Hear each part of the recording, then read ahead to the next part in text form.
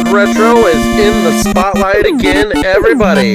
So they have addressed the no sound concern, and we have a couple of updates and information for you on every situation. Please stand by because we have a lot to go over tonight. So, everybody loves their Modretro, everybody loves their analog, but what shall we do? Well, stick around, we've got a lot to cover. We're going to make this video nice and fast for you so you can figure out what you need to do to get the best for your Modretro today. So, like, subscribe, join the channel, check out the playlist, and help us reach 700 watch-hours. It may be 600 watch-hours, but, you know, it is what it is, right? If so, then we go pro, and I buy that other program for monitoring and editing and all that other stuff. Otherwise, I'm getting tired of blowing money on crap. So, also, today, I just wanted to remind everybody, if you guys are game collectors out there, there is a guy named Retro Protection. And Retro Protection, they protect all kinds of cool stuff. And I have cases for all of my boxes because of this guy, and I like to thank him for that. Now, let's get into it. So, the Modretro, huh? Well, I am going to be making a video on the teardown and how to replace components in there very soon. I know there was a guy in the comments that requested it, and I'm so busy, I can't always get to everything, you know, it's how life is. So, a lot of people have this no sound with their Modretro, and after the update. I've seen people that have been doing updates on the Modretro, and some of them say it's been over an hour for the thing to update. And I would say, well, look towards your computer, look towards your internet connection, look towards replacing your router. However, they're right. I had that thing take 25 to 30 minutes to update that thing, and here's why. So, I looked into it, and it's definitely not my internet. I have brand new routers, brand new internet. I run fiber optic internet with 2.5 gig. Don't believe me? I don't have to prove myself, but trust me, I've got internet speeds far beyond that should be able to download that stuff no problem. So, in this situation, it would relate to your data transfer cable and this unit actually taking the update passively. I think there may be a few things that their website is actually trafficked. So that means their website has got so many people coming in to it and downloading stuff that you can't get fast enough, no matter what. So I'm about as fast as you get, and if there's any kind of issue, I'd say get you the most baddest ass data link connector there is off of like Amazon, and I don't mean some cheap China stuff, I mean look.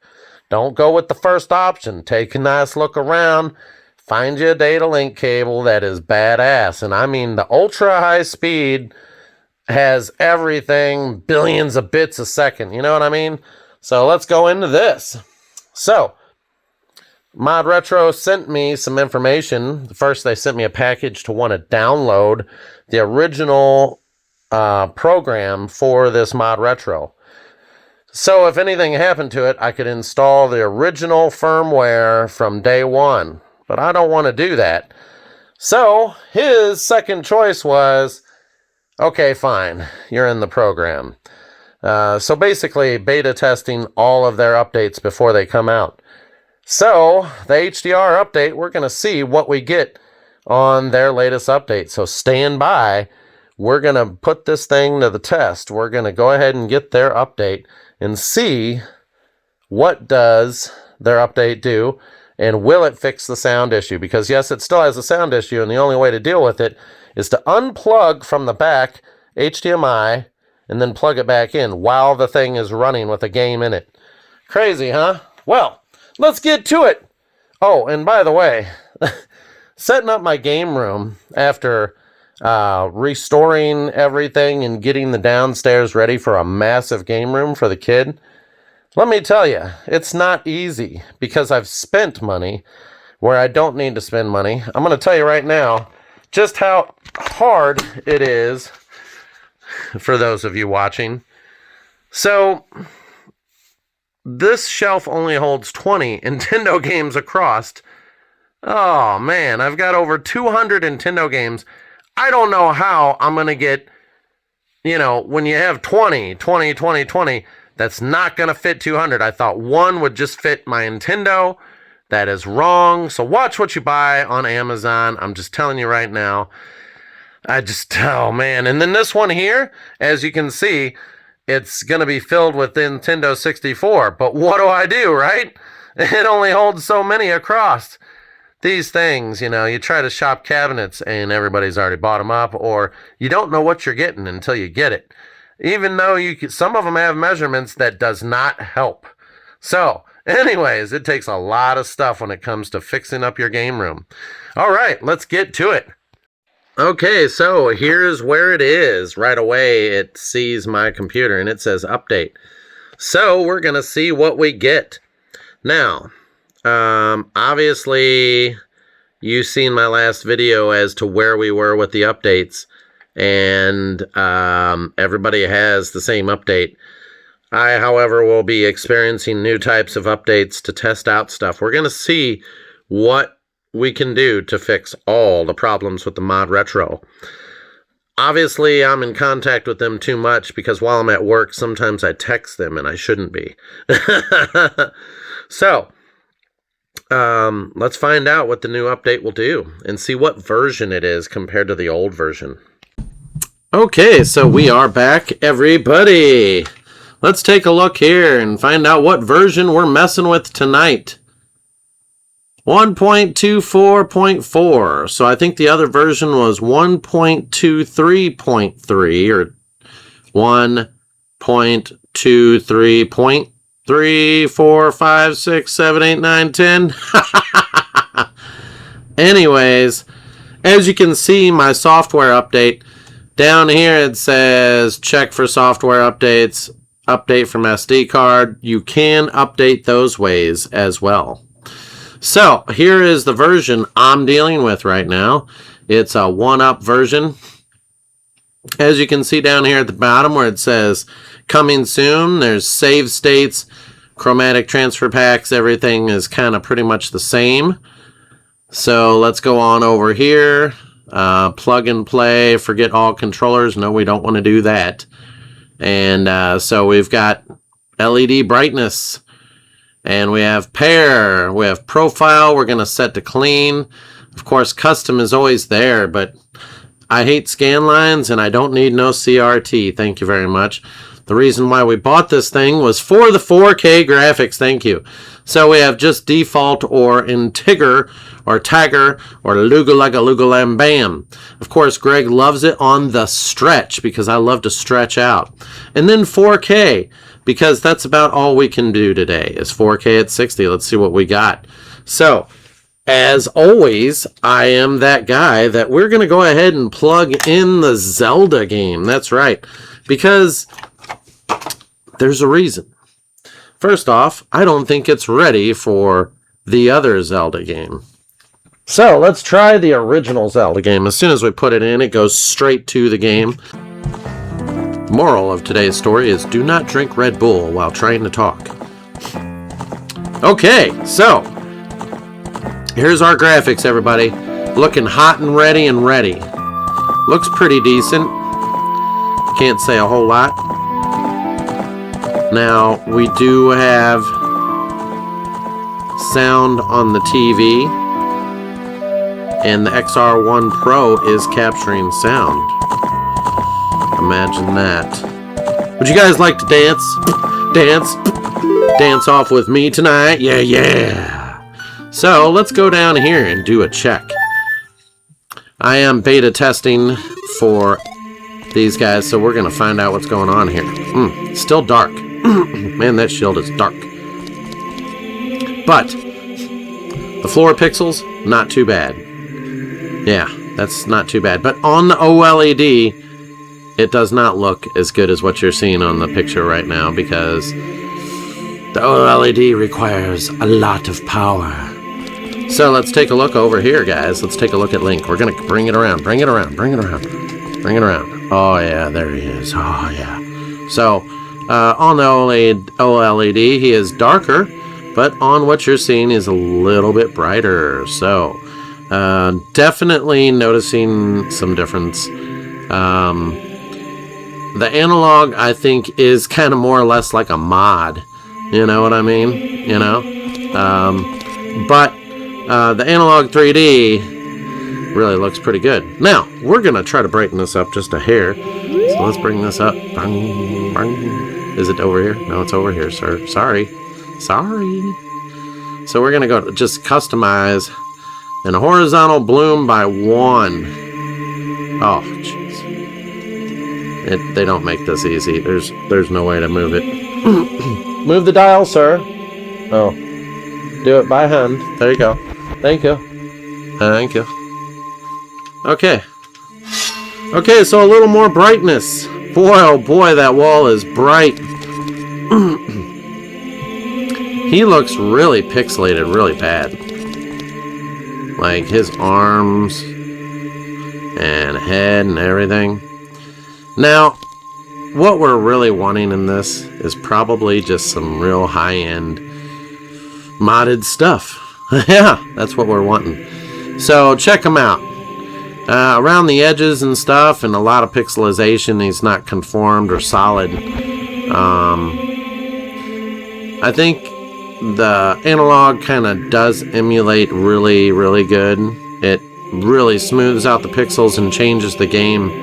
And that's really what we want. We want something that looks 4K. We want like real good graphics, a graphic booster.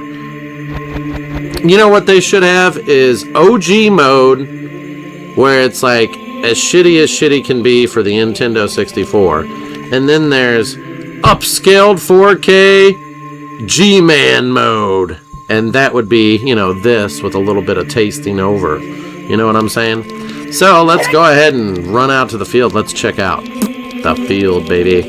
This is where we go. So why do we go out to the field, you might ask? Well, here's the reason. The bloom, the way the grass looks. So the grass, if it's, you know, the way they had it set up originally did look a lot differently. So let's take a look here. Dun, dun, dun, dun, dun, dun, dun.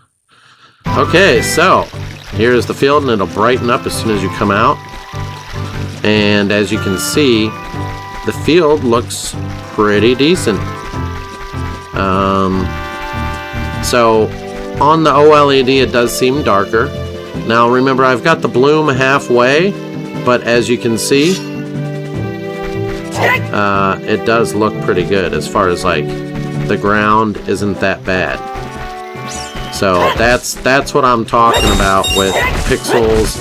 You got a lot of dancing pixels on the plants. How to stabilize those is a thing. That's kind of like what I meant by the emulation and by what analog did. So analog stabilized pixelization more and sharpened and rounded and stiffened every game basically to where you can't, it's like an emulated game. And Modretro's like, we're all original over here. We don't know how to do that, but you know what I'm saying? We like it like this. And so either way you take it, Modretro still does pretty good. And I think what we're looking at here is a very robust console once it's all said and done. Okay, so for a lot of you out there that pick the analog, I'm with you. I am an analog fan, so I don't blame you. But the M64, you know, I think they're going to be swinging, because here's something I think I was going to suggest to them, and I haven't done it yet, but I'm going to I'm going to say it to you guys, anybody who's made it this far in the video. I was going to make a suggestion to their game designers and all of them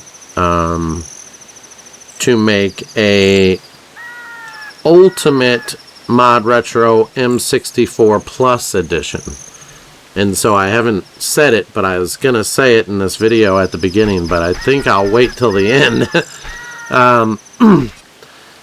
That's something I think they should make, that's like an ultra ramped up console that has all kinds of stuff and also has the ability to save your games completely on it as a feature. So say you stick your cartridge in there, it'll copy your game, your cartridge that you put in it, and save it on there with more hard drive. It's going to cost a lot more for this system that I'm thinking about, but you know what I mean? To bring something even more than what anybody else has. And that would be another leap and a further leap, but it's an idea, and I think they should think about it. Because what if your cartridges start to go bad and stuff, you know? Well, copy it. They actually made a copier, just so you know this. I don't know how many of you people know. I know because I grew up back then. And they made it where you stick it in the console and then you stick the game on top and it copies the game. Yeah. So they made stuff like that back then. They could do it again today, you know. And I'm thinking we could do something like that to save our entire collection. Because that's one loophole around Nintendo's way. Nintendo slashes down everybody's stuff. Like, we can't have emulated or ROMs. How many ROMs have you seen taken down? A lot. A lot of ROMs have been taken down. You can't even do ROMs anymore because of Nintendo and stuff like that. And because the government. I am the last person with ROMs, a whole full collection of ROMs probably out there. I have like all the ROMs for all the games. Nintendo, Super Nintendo, 64, GameCube, a whole bunch of ROMs for PlayStation. These are damn near impossible to get a hold of off the internet now. And I don't know what we're going to do, but they're on my Windows 7 computer.